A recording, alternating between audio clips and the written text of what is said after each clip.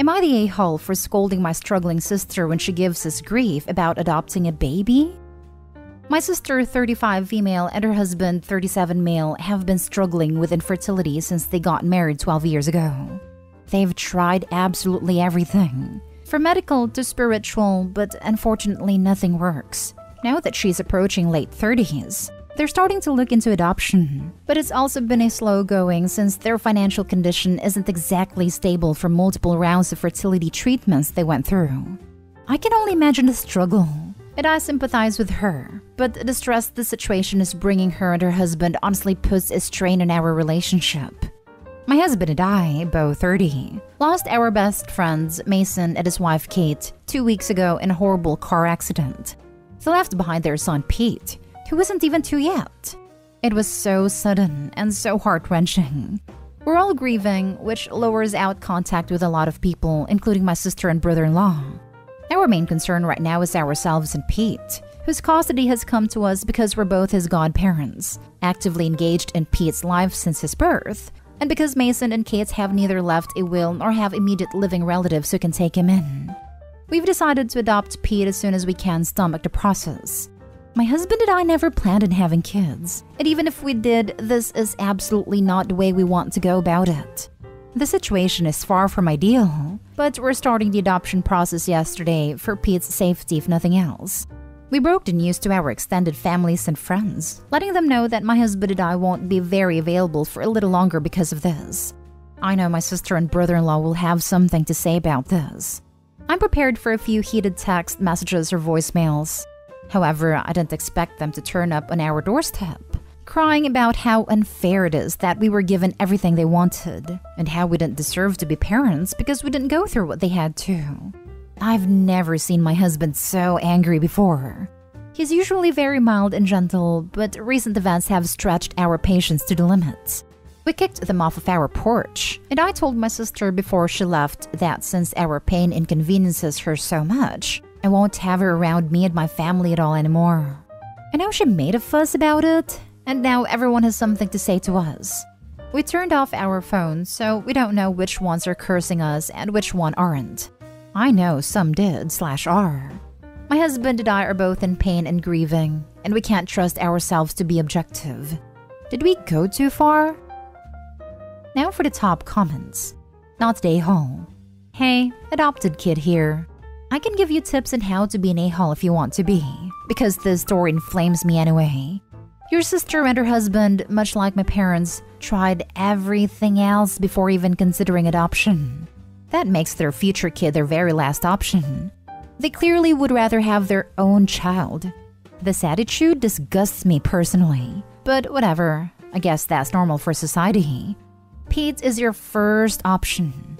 You sacrificed the lifestyle you wanted to have for him. You chose his life before the future you envisioned, not as a last-ditch effort. Guaranteed you'll be a better parent.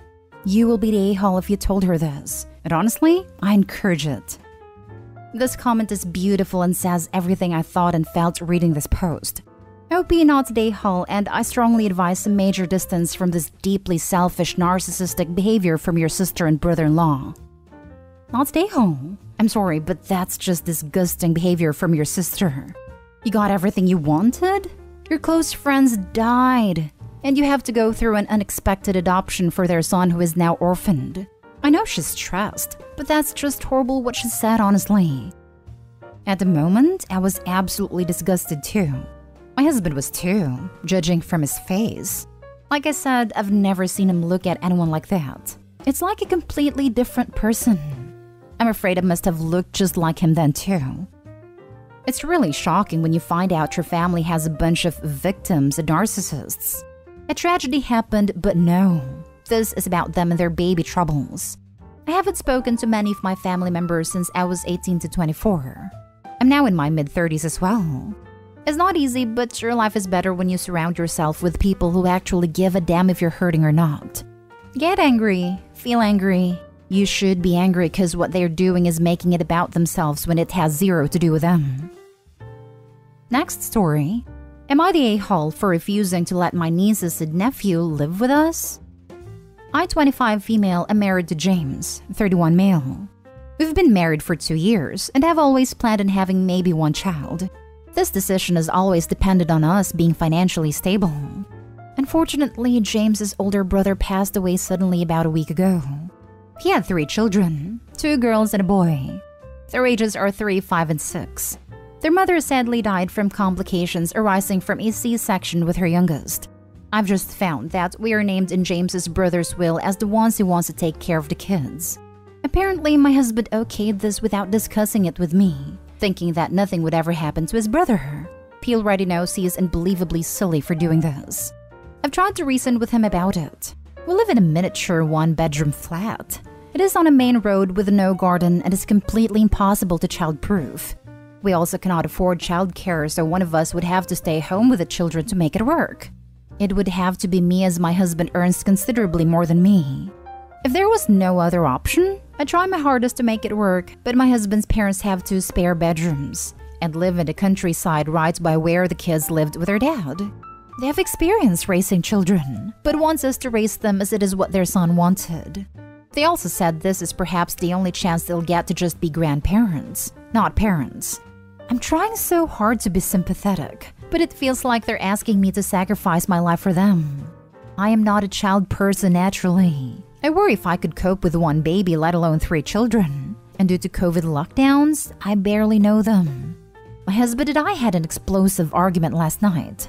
I kept pointing out problems like where would the kids sleep, and he just kept saying, "We'll work it out." I don't know how to get through him while being sensitive over everything he has gone through. Am I the a-hole? Not the a-hole. It makes no sense him saying we'll work something out. When? Because it's happening right now and a solution needs to be found right now. Also, don't quit your job. Yeah, guess who will be doing all the working out? You, OP.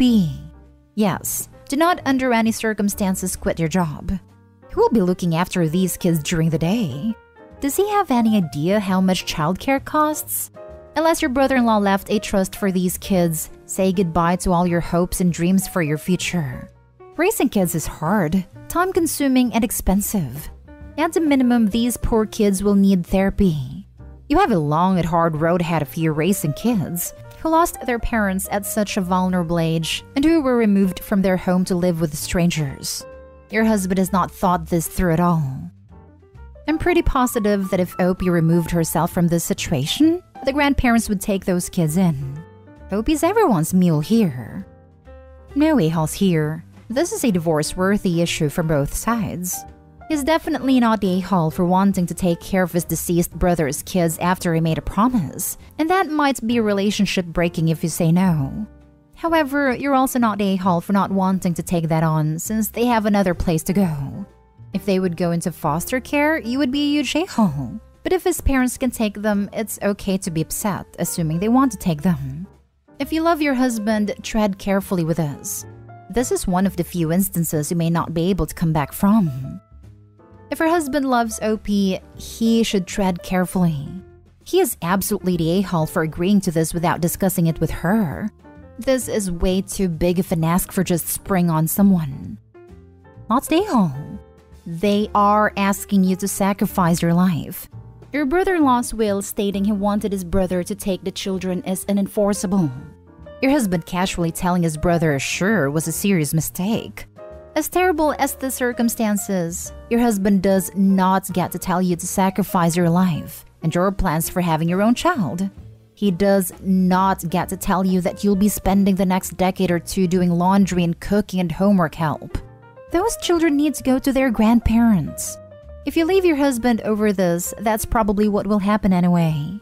Your husband is being completely irresponsible and unrealistic. There is no way you can bring 3 small children into your home. Where are the children now? Did your brother make any financial arrangements like life insurance? Next story. Am I the a-hole for not sticking up for my dad's relationship because his fiancé is the same age as me? My father, 45 male, and I, 27 male, have always had a rocky relationship. As the eldest of 5, half siblings including myself, different mothers, he practically made it my duty to be a good role model for them. I was forced to participate in almost every sport he could find a flyer for, as a good role model stayed active. I I had to be a captain or leader of any extracurricular I joined, as good role models lead not follow.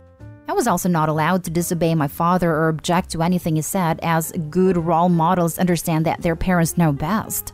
This created some resentment amongst my siblings. I am seen as daddy's golden boy rather than daddy's exhausted, vicariously lived through child. Recently, however, my father has set his sights on someone else. A woman. Let's call her Kit. Kit is nice enough. It's just that she and I are the same age, and I find that creepy. The only person I've voiced my opinion to is my older middle brother, Peter. Peter and I also have a rocky relationship, but we've found common ground on this matter. Peter suggested I tell our father how I felt as soon as I shared my thoughts with him, but I always brushed him off. That was until our family brunch yesterday. My father gleefully announced his plans to make Kit a permanent member of our family. They were engaged. He had proposed the previous night. I guess my brothers and I were not as excited as my father and Kit hoped would be, and they both became visibly upset. My dad demanded to know what the issue was. My eldest sibling instinct kicked in. I was about to try and defuse the situation, but Peter spoke first. The issue? The issue is she's the same age as your eldest child. My father and Kit were stunned. They looked at me before my father spoke again. Well, Opie doesn't have an issue with it, do you, Opie? The last part wasn't a question. He expected me to comply per usual. I didn't say anything though, as I didn't want to offend and upset him any further, but I didn't want to stick up for him either. I felt bad for Kit, as she was visibly embarrassed and quickly left the room. My father chased after her, and my brothers and I took that opportunity to collect our belongings and leave his home. Later that evening, he sent me a message letting me know how disappointed and hurt he was after I didn't stand up for him and Kit. He told me I wasn't acting like the role model he and my mother had raised me to be. That as the most worldly of my siblings, I spent my junior year abroad. I should know better. I didn't respond to his message. I asked anyone else if they'd received anything, and the collective answer was no.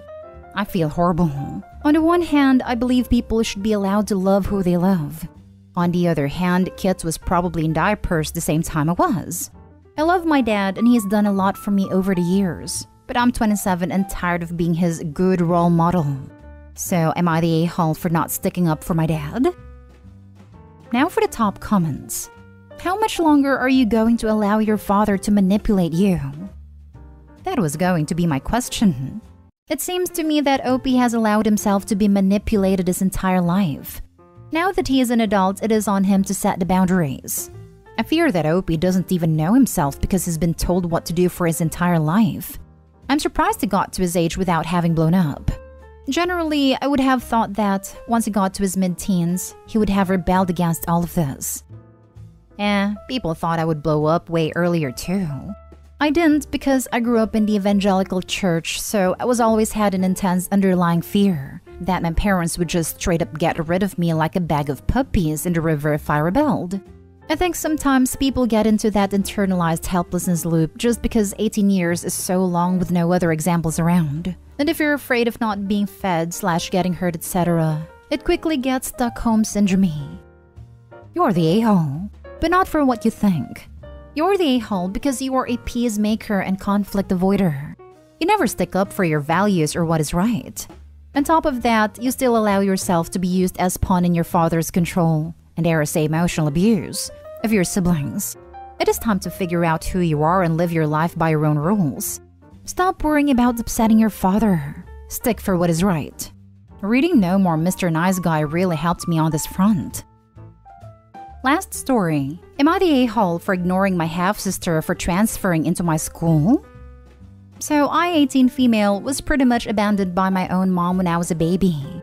She moved on with a new guy and had 2 kids, Tia 15 female and Ed 13 male. We all have the same last name because mom didn't marry my dad or their dad. When I was 7, they moved away and my mom never called her anything. She just phoned on my birthday if she remembered it and sent birthday cards with a cash and a picture of her and her family. I saw my grandma till last year when she died, because my dad didn't want me to lose a link to my mom. After grandma died, my mom got her house and they moved back, and their kids got admitted into the same school I go to. Okay, well, we're in all different grades, so it shouldn't be an issue as I can just avoid them. Well, apparently Tia was really good at basketball, so somehow she gets on the seniors team even though usually it's only grade 12s and 11s. Tia and Ed have reached out to me, but I quickly stopped acknowledging them at all beyond passing to her during a game because I don't want to be their sister. They have their perfect family and I don't want any of it anymore. Like, it sucks so much to see my mom come to our games, drop her off and cheer her on when I never got any of that. Honestly, I dip from games right away if I see her in the stands because I don't want to talk to her. Things kind of came to a head this week because they were taking photos for the yearbook for the basketball team and they were taking them alphabetical order based on last name. I do not want to even show up next to her in the yearbook. So when they lined us up, I told the PE teacher I was getting my surname changed to my dad's last name and got my place switched. Tia got really upset with me. And after the photos, tried arguing with me and I just got mad and told her to go complain to her mom. And she just called me an a-hole for never wanting to be her sister. The friends are split, with some saying I should give her a chance at least to avoid making things awkward at school, and my dad tells me I should reach out to my mom. But my cousins are all on my side and told me I did the right thing. And so school is kinda tense so far today because of it. I don't really know, so I'm coming here to find out if I'm the a-hole. Oh, and since I always see people say get therapy on here, I see a psychologist for my issues. Not the a-hole. You've been through a lot with your mother abandoning you, so it's normal not to want her children in your life. At 18 years old, you were living your teenage years, and it is not up to you to have to mend fences. Opie, you're not a-hole, but you're also taking out your mom issues on your bio siblings, and that's not okay. You should treat them with the kindness and respect you treat any of your other fellow students at the school.